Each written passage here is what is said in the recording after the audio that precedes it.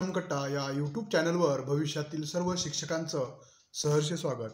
मित्रांनो, आज आपण या व्हिडिओमध्ये शिक्षक भरती संदर्भातील जे सर्व विद्यार्थ्यांचे सतत प्रश्न असतात की कधी सुरू होणार, कधी संपणार, आचारसंहितापूर्वी होणार का भरती, या संदर्भात आपण या व्हिडिओमध्ये चर्चा करणार आहोत. जर आपण या चॅनलला नवीन असाल तर नक्कीच लाईक आणि सबस्क्राईब करायला विसरू नका, कारण की या चॅनलमार्फत आपल्याला शिक्षक भरती, त्यानंतर प्राध्यापक भरती, ते प्राध्यापक पात्रता परीक्षा ज्याला आपण सेट परीक्षा, नेट परीक्षा, त्यानंतर MPSC अंतर्गतची प्राध्यापक भरती, त्याचबरोबर विद्यापीठ स्तरावरील प्राध्यापक भरती संदर्भातील अद्ययावत माहिती आपल्याला मिळत राहणार आहे. याचबरोबर याच व्हिडिओच्या खाली डिस्क्रिप्शन बॉक्समध्ये आपण टेलिग्राम आणि व्हॉट्सअपच्या ग्रुपची देखील लिंक दिलेली आहे. त्यावर देखील क्लिक करून तुम्ही ते देखील ग्रुप जॉईन करू शकता, जेणेकरून तुम्हाला अपडेट माहीत मिळत. बघा, आचारसंहितापूर्वी जिल्हा परिषद शिक्षकांना नेमणुका मिळणार.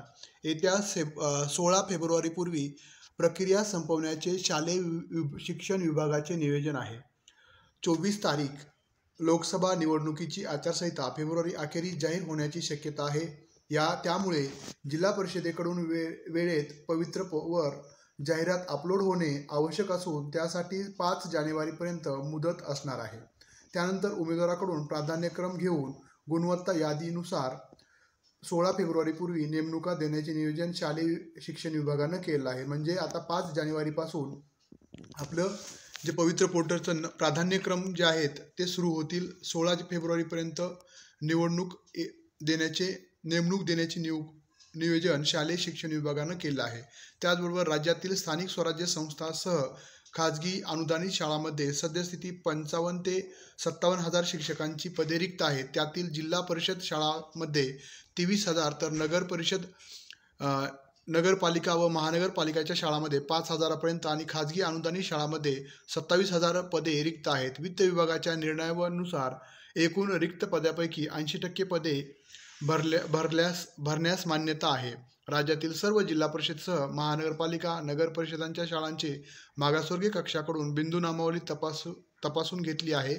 त्यामुळे पदभरती वेळेत होईल असा विश्वास शिक्षण आयुक्तांना आहे. तत्पूर्वी 25 डिसेंबरपर्यंत आंतरजिल्हा बदलीची प्रक्रिया पूर्ण होणार आहे. त्यानंतर जिल्हा परिषदांना त्यांच्याकडील रिक्त पदांच्या जाहिराती पवित्र पोर्टलवर अपलोड कराव्या लागणार आहेत. त्याशिवाय उमेदवारांना प्राधान्य भरता येणार नाही. आचारसंहितेपूर्वी ही प्रक्रिया पूर्ण करण्याची लगबग आता शिक्षण विभागाकडून सुरू आहे.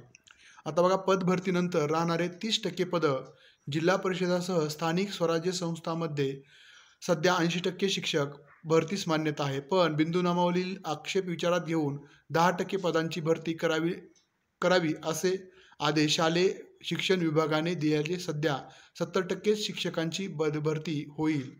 त्यामुळे आता भरतीनंतर 7 ते 8 हजार पदे रिक्त राहणार आहेत. पण ही भरती झाल्यावर शिक्षक भरतीचा पुढचा टप्पा कधी यावर कोणताही अधिकारी ठोसपणे सांगत नसल्याचे सद्यस्थिती आहे. त्याचबरोबर रोस्टर अंतिम असल्यास माध्यमिकचीही भरती होणार आहे. ज्या खाजगी अनुदानित शैक्षणिक संस्थांनी मागासवर्गीय कक्षाकडून बिंदू नामावली रोस्टर तपासून अंतिम केले आहे त्यांनाही शिक्षक भरती करता येणार आहे. त्यासाठी संबंधित शाळांना पवित्र पोर्टलवर रिक्त पदांच्या जाहिराती अपलोड कराव्या लागणार आहेत. त्यानुसार ज्या उमेदवारांनी त्या शाळांना पर्याय निवडला अशा तिघांना एका जागेसाठी त्या ठिकाणी पाठवले जाणार आहे. त्यानंतर संबंधित संस्थेने त्या उमेदवारांची मुलाखत घेऊन एकाची निवड करायची आहे, असे शालेय शिक्षण विभागाच्या वरिष्ठ अधिकाऱ्यांनी सकाळशी बोलताना सांगितलेलं आहे. हे 25 म्हणजे आजचं 25/12/2023 हा पेपरची न्यूज आहे. बघा, म्हणजेच ज्या भरपूर विद्यार्थ्यांच्या फोन येत होते, कॉल येत होते की सर आचारसंहिता लागू होईल, भरती प्रक्रिया कधी होईल, किंवा आचारसंहितामुळे भरती प्रक्रिया रखडली जाऊ शकते.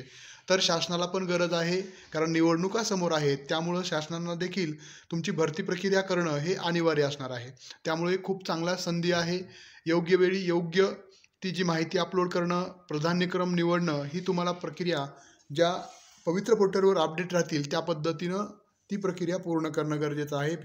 16 फेब्रुवारीपूर्वीच प्रक्रिया संपवण्याचं शालेय शिक्षण विभागाचं नियोजन आहे. त्यामधील 100% नाही पण 70% जागा भरल्या जाणार आहेत. त्यामुळं विद्यार्थ्यांनी सातत्यानं पवित्र पोर्टलच्या वेबसाईटवर व्यवस्थित चेक करणं आणि आपले प्राधान्यक्रम योग्य वेळी योग्य पद्धतीनं अपलोड करणं हे खूप गरजेचं असणार आहे.